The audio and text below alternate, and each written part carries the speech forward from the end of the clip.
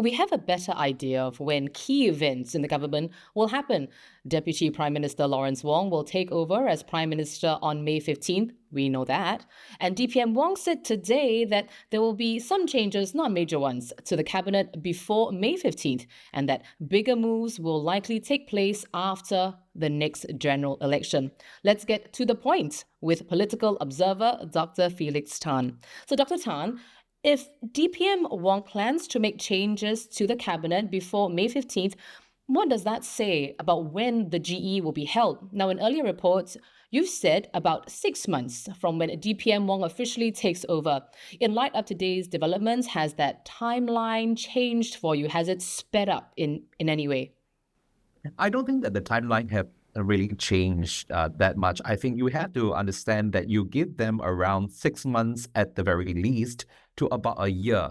The timeline is not very long and the runway is not very long as well, because we have to understand that the GE will have to be conducted by November 2025. So even with today's announcement, there won't be much of a change to that timeline. A few reasons. Firstly, we have to understand that with DPM Lawrence Wong taking over the prime ministership right now, it will give him some time to settle in.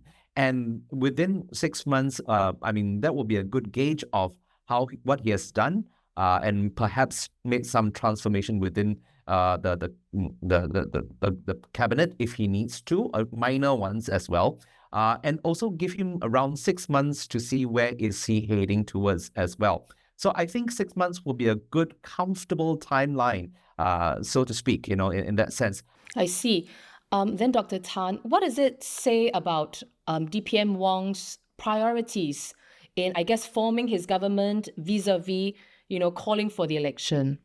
I think a few things to also take note of in terms of what will be the manifesto going to be. I mean, he has talked a lot about his pet project, which is the Forward SG project. So I think that will figure very prominently in the general election.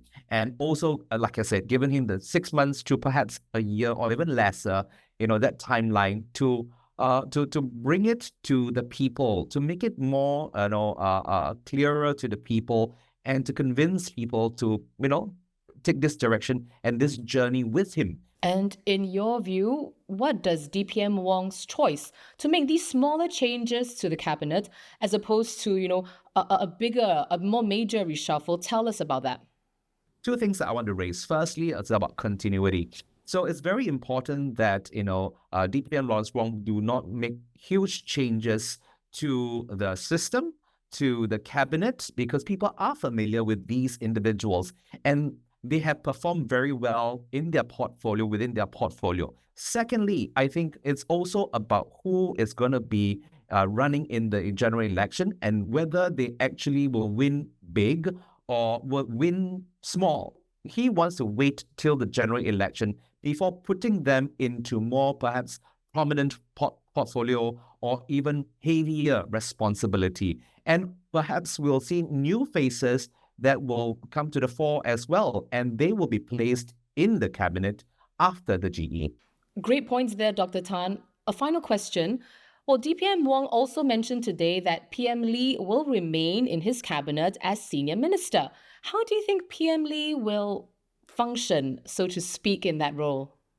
I think he will perform as an advisor to the new 4G leader and also to the 4G team. He has been doing that for a while, given that there were, some issues in the handing over because of COVID. So I think it's unforeseen circumstances. So I think he will continue his role as an advisor, as a role model to the team, and to guide them, perhaps two areas to look at into the GE. That's one. And also informing the future cabinet or the future government as well. One of the important areas that PM Lee actually brings to the table is his international stature.